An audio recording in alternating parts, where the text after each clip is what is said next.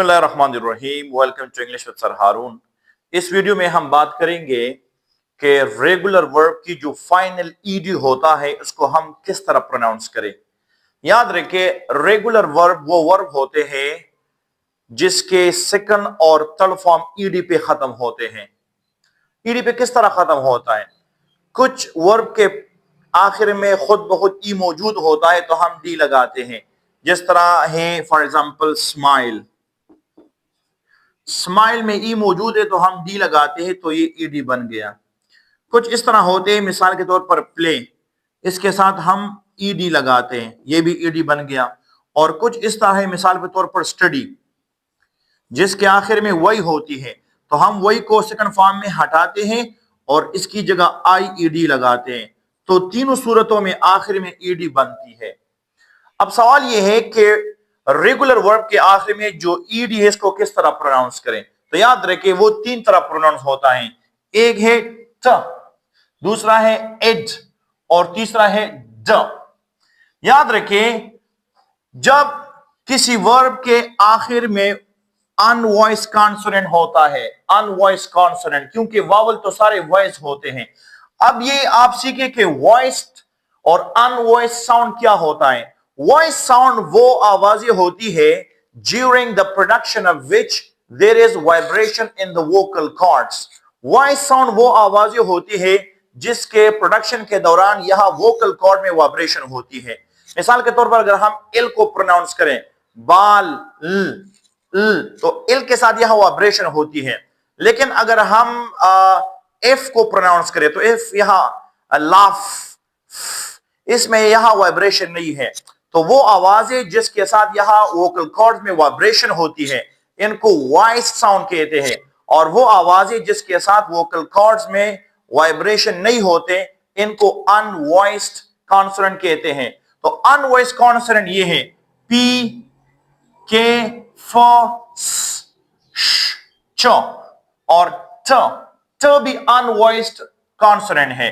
लेकिन इसके साथ हम एक और मामला करते हैं। याद रखिए, जब किसी वर्ब के आखिर में पी आ जाए, ख आ जाए, फ आ जाए, स आ जाए, श आ जाए या च आ जाए तो इसके जो आखिरी ईडी होंगे इसको हम ट प्रोनाउंस करेंगे, क्योंकि ये जो ड आवाज है ये वॉइस्ड है और ये जो पी है ये अनवॉइस्ड है।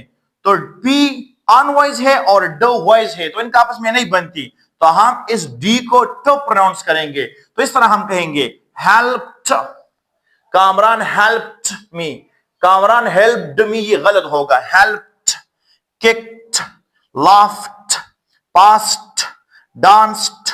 इसमें यहां सी है लेकिन सी की आवाज यहां एस की है, क्योंकि सी की जो अपनी आवाज है वो है ख। तो जब सी भी आ जाए और वो एस की आवाज देती है तो हम इसको इस तरह प्रोनाउंस करेंगे डांस्ड, डांस्ड, वॉश्ड, वॉच्ड। तो यह है एक तरीका कि हम ईडी को ट प्रोनाउंस करते हैं।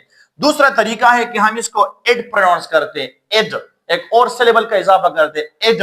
और ये दो आवाजों में होती है, एक टी में जो अनवॉइस है और एक डी में जो वॉइस है। लेकिन टी और डी का अपना मामला है। जब किसी वर्ब के आखिर में टी या डी आ जाए और हम ईडी लगाते हैं तो इसको हम एड प्रोनाउंस करते हैं। इस तरह ये है विजिट, विजिट। लेकिन जब हम इसको ईडी लगाते हैं तो हम इसको इस तरह visited, visited, added, wanted, needed, क्योंकि ये टी और डी पे खत्म है और टी और डी का अपना एक तरीकेकार है। बाकी रहा ड, तो जितने भी बाकी ऑल वॉइस्ड कॉन्सोनेंट है इसको हम डी प्रोनाउंस करते। इस तरह है प्ले, प्लेड, प्लेड। याद रखिए, जितने भी वावल है वो तमाम वॉइस्ड है। वॉइस का मतलब है इनके प्रोडक्शन के दौरान यहां वाइब्रेशन होती है। और जितने भी कॉन्सोनेंट है इसमें दो किस्म की है, कुछ कॉन्सोनेंट के साथ यहां वाइब्रेशन होती है और कुछ के साथ नहीं होती। जिन कॉन्सोनेंट के अदायगी के दौरान वोकल कॉर्ड्स में वाइब्रेशन होता है इसको हम वॉइस्ड कॉन्सोनेंट कहते हैं, और जिसके साथ यहां वाइब्रेशन नहीं होती इसको हम कहते हैं अनवॉइस्ड, अनवॉइस्ड। तो अनवॉइस्ड के साथ जब हम ईडी लगाते इसको हम ट प्रोनाउंस करते हैं, और वॉइस के साथ जब हम ईडी लगाते हैं इसको हम ड प्रोनाउंस करते हैं। जिस तरह ये है प्ले, ए, तो जब आप ए को अदा करें, ए यहां वाइब्रेशन होती है। इस तरह दूसरा लफ्ज है क्लीन, के साथ यह वाइब्रेशन होता है। तो जब वाइब्रेशन होगी और हम ईडी लगाएंगे तो हम इसको डी प्रोनाउंस करेंगे। Played, cleaned, loved, called, backed. तो उम्मीद है कि छोटी सी वीडियो में आपने बहुत कीमती और अहम पॉइंट सीखा होगा। Thank you for watching the video.